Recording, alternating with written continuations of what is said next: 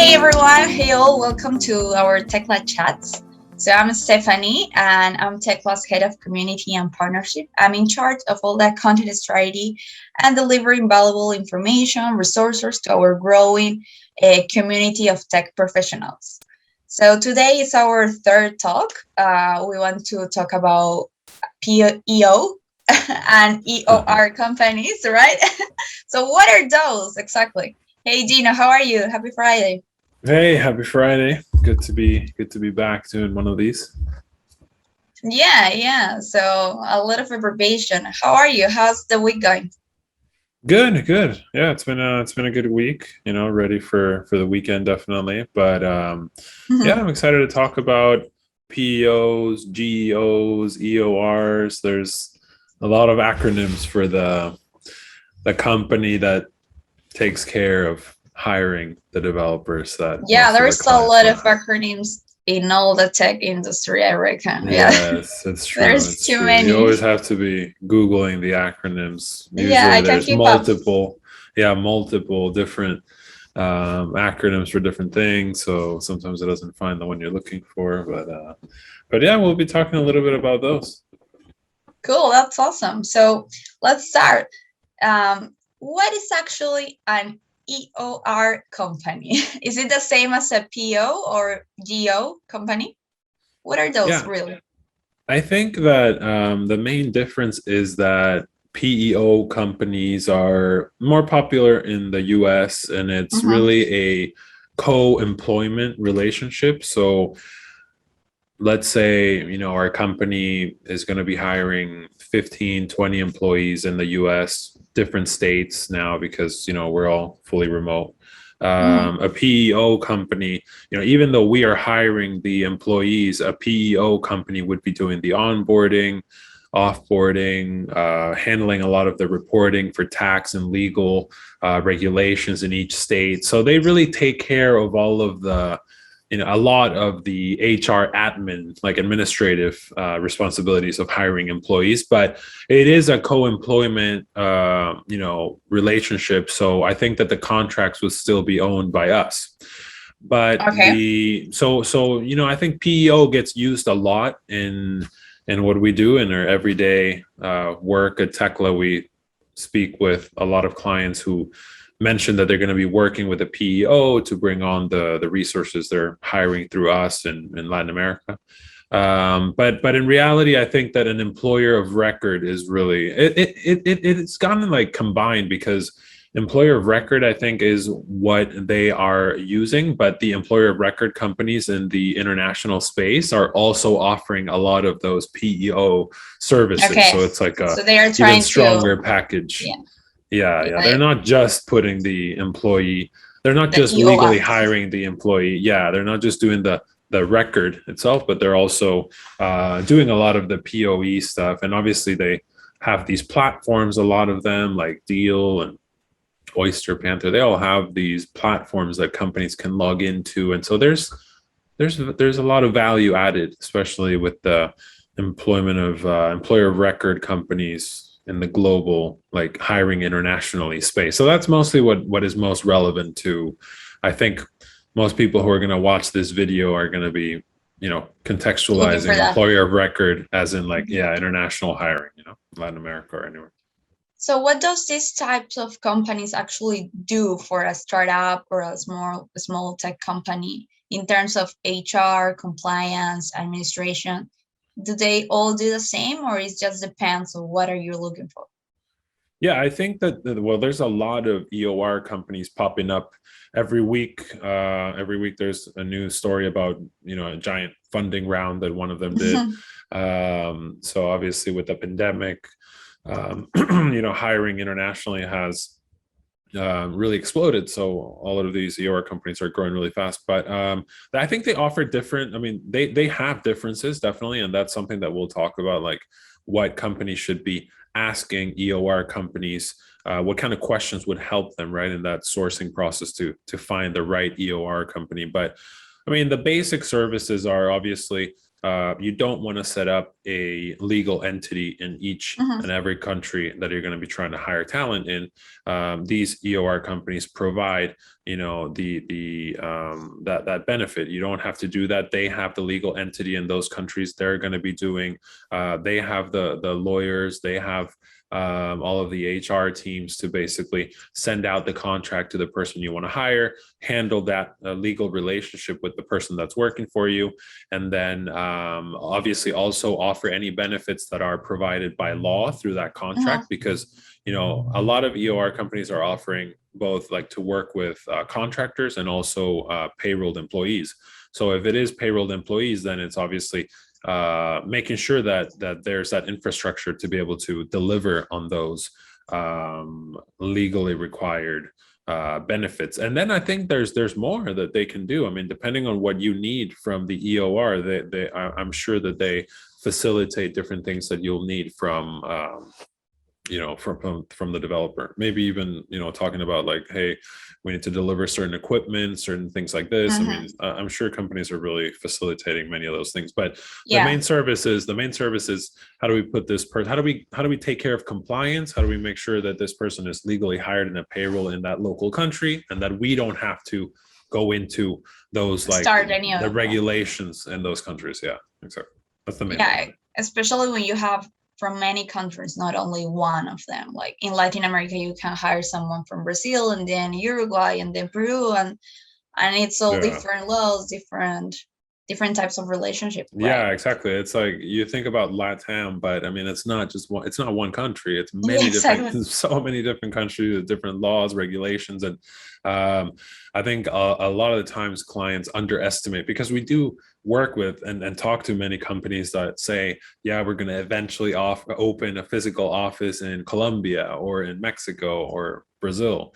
And I think that they really underestimate the amount of work that it takes, so many regulations, even to get a business, security clearance for your office, to make sure that it has it has the right amount of sticky on each step that you have on your staircase. Like in Peru, it's like that. They come and they check every single detail about your physical space. I mean, it's a whole operation. So it's a whole new world. It's a lot of it's a lot of information and things that are not really necessary if your objectives are just like expanding your talent overseas. You don't need to open a new company in each country. And you have to, like, compare the benefits, the pros and cons of, like, okay, if we ourselves open our legal entity in Colombia, and therefore you're only going to be able to hire people in Colombia mostly. And so you are limiting yourself, because if you use TECLA and you use an employer of record company, then you can hire from a much larger pool of talented people in many different countries. I mean, it really is the pros and cons. Like, do you really want to set up your own legal entity in Colombia? If the pros outweigh the cons, then you go for it. Yeah, exactly. As many of the business decisions always. So that's what I wanted to do, like my next question, but you already answered, I think. Like, can they help you with all type of contracts, like contractors, full-time employees? And I think just say yes, they can do like this many types of relationship, because we do see these type of things within our clients, right? Like, and many of them want to have like a full-time employee, but they don't know how. And sometimes they're like, okay, we just go contractors, but they don't actually know that there's an option, like these companies can provide that type of services.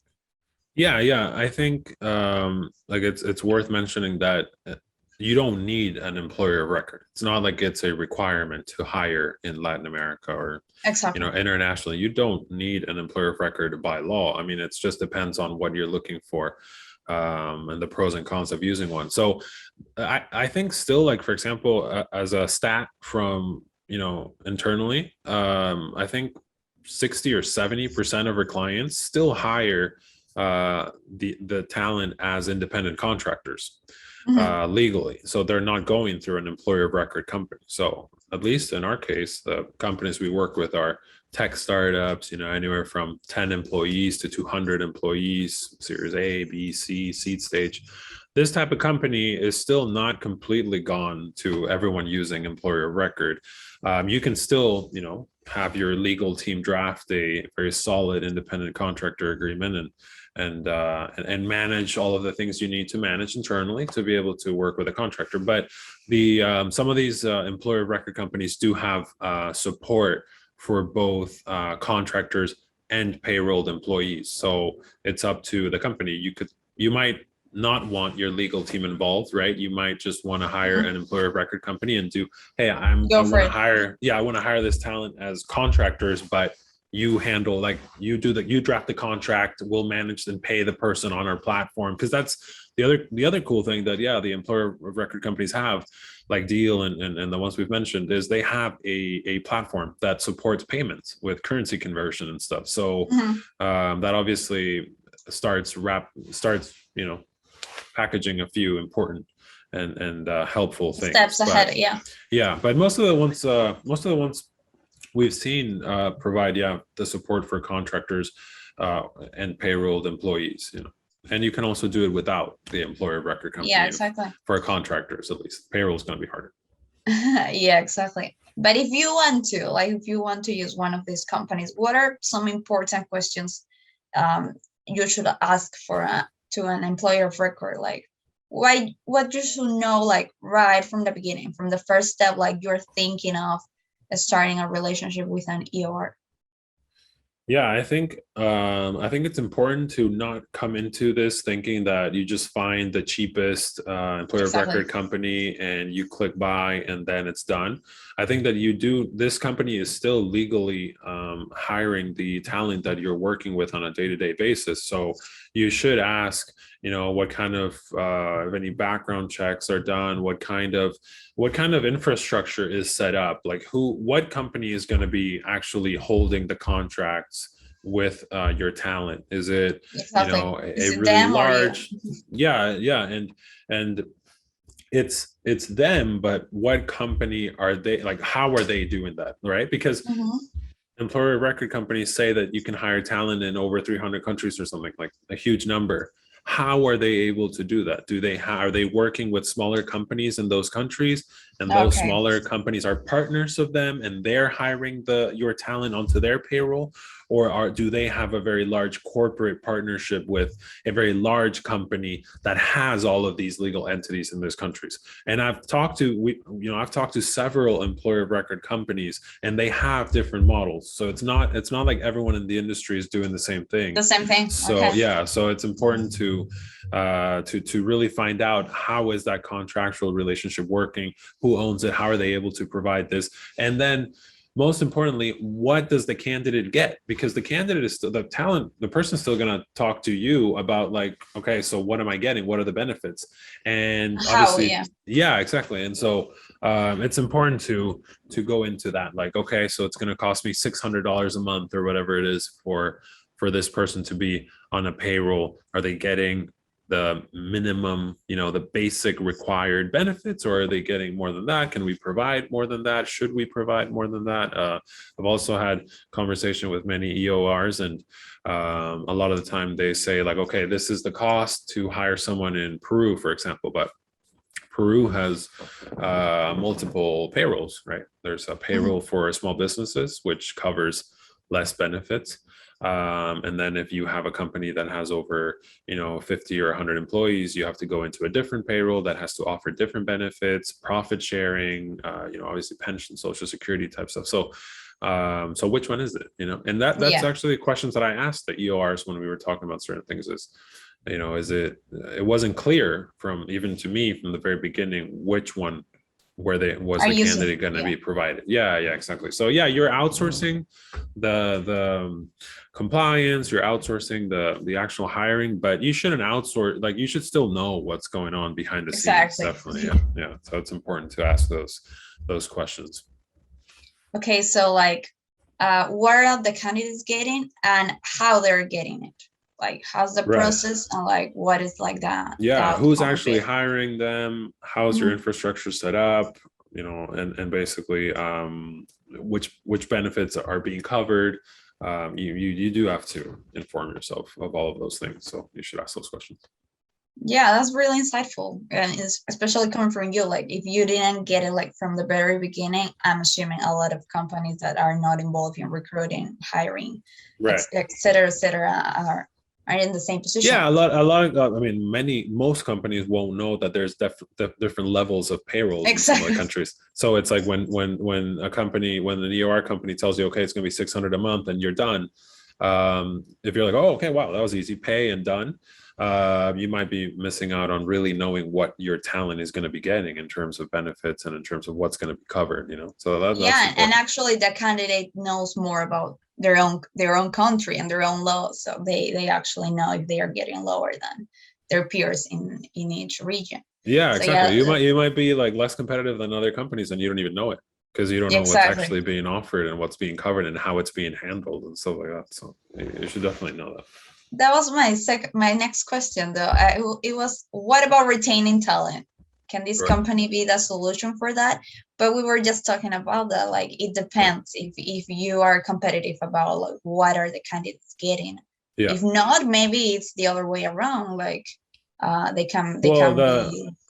I can tell you that the company is definitely not the solution. I mean, Exactly. just going with an EOR company it doesn't make your retention numbers go up. I mean, from what it's a really good question because, and I think like we'll get into it a bit later about, what do candidates think of Mhm. being hired through an employer of record in the countries in Latin America that we know of. But definitely, it's important for retention to be an internal topic always. And so really, like, retention is about like what you can build in terms of a culture, how comfortable your team members are working at the company, relationships with others, work life balance. I mean, obviously Exactly. pay, obviously. I mean, there's a lot that goes into retention challenges at work. There are so many factors that are more important than if you go through an EOR. Let me put it that way. I guess it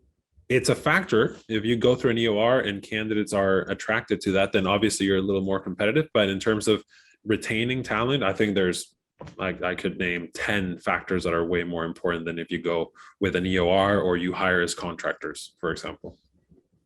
Yeah, Because yeah, of no, course. because no legal contract is gonna, prevent Build someone love from just wanting to relationships. leave. Yeah, yeah, exactly. Like, you might have an EOR, and so it's like, oh, it's a payroll contract. It's harder for them to just quit.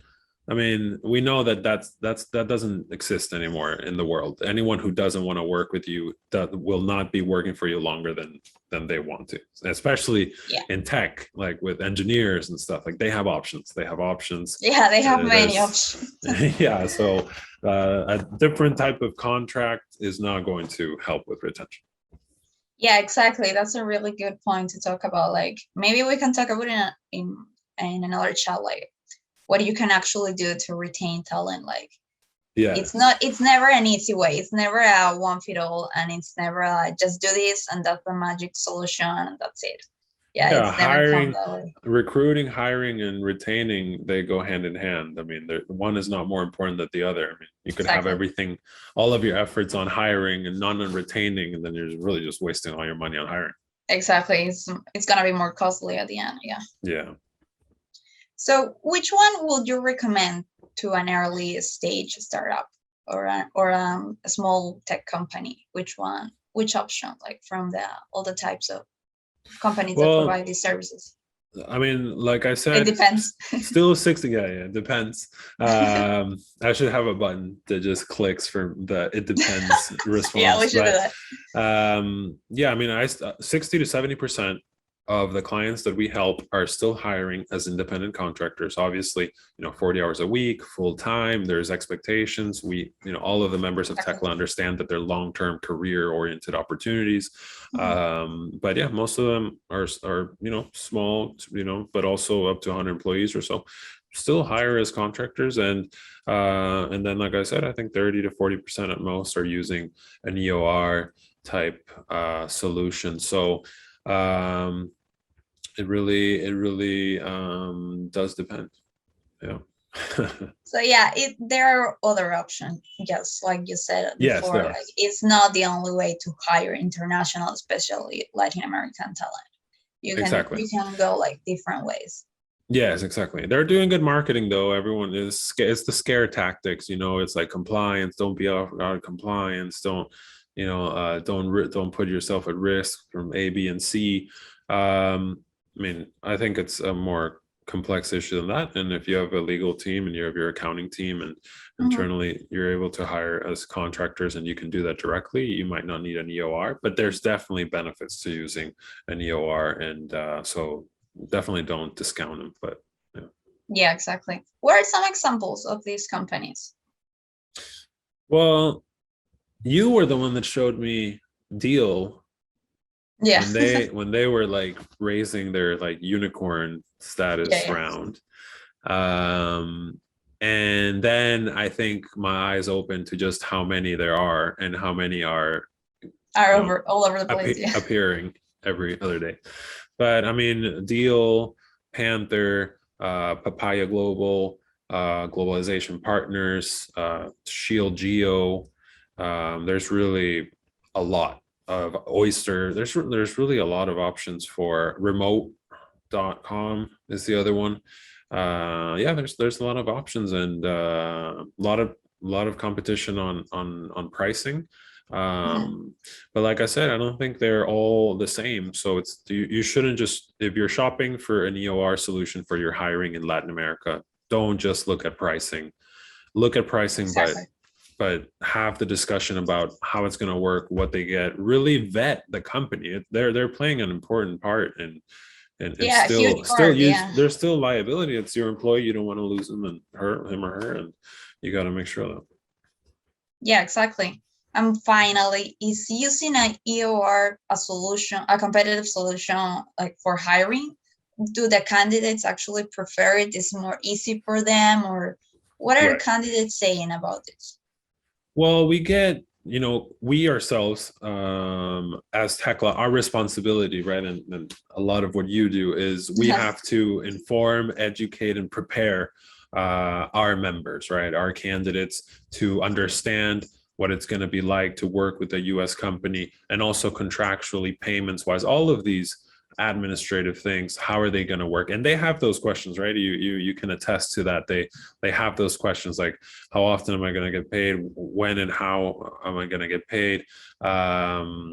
So and how do the contracts work, right? Because as a contractor, then you do have to read every clause of the contract. It's not going to be standardized versus if you are an In the engineer payroll. in Argentina and Uruguay, Chile, you get hired through a type of payroll, you know what it has to include. Like, what is the standard, what the base is, and you're more used to it. So Exactly. I That's think the you word. can really use an EOR as a competitive advantage for hiring. I really think you can use it as a competitive advantage for hiring, but I don't think it's one of the top 5 factors for being competitive in hiring in Latin America. So it is a factor. So it can serve in terms of compliance.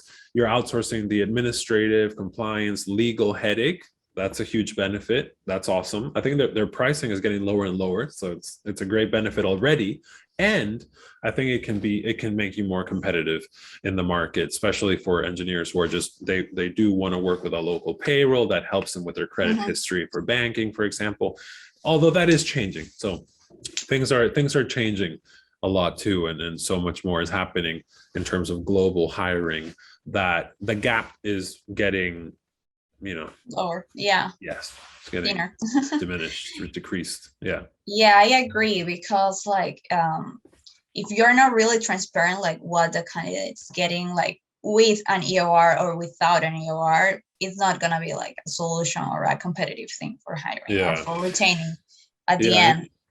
And like I think that more than just like going with an EOR, like doing a payroll through an EOR or hiring as a contractor, I think the main difference is if you do hire as a contractor, be very, very clear about what benefits, what perks, what the contractor is going to be able to enjoy as a team member. Let's not call them Exactly. benefits, because they're not benefits. They're independent contractors. They're not legally entitled to any benefits, but I mean, there's still stock and equity type options that you can offer contractors. There's still ways to offer all of the benefits that the developer would want. So if you're very good at crafting a contractor relationship, you're not going to be missing out. But yeah, exactly. But yeah, and it's also about, like, at the end, like, what is the type of relationship you're building within your team? Like, if he or she is a contractor, but she's feeling, or he is feeling, part of your team, they're gonna deliver the same amount of hard work and compromise with the company. So yeah, and the equity options are getting more and more popular in Latin America over the last couple of years. So we are getting more unicorns in each country. Peru doesn't have one yet, but yeah, there's many. Yeah, it's coming. There's many of, like, I don't know, evolving solutions and more fascination for the tech industry within the LATAM community. Even if you're not actually an engineer, or you're not actually a coder, designer, etc., you are trying to figure out what's coming, because it's like the future that is right now. Yeah. So No, entrepreneurship and tech and startups is growing mainstream in Latin America for sure. So I guess to recap, an employer of record company allows you to outsource the compliance piece of hiring, of actually legally hiring the person you want to work with. Most of them do offer the ability to hire through them as a contractor or as a payrolled employee. Mm-hmm. I'm assuming that most companies use an EOR for the payrolled employee option.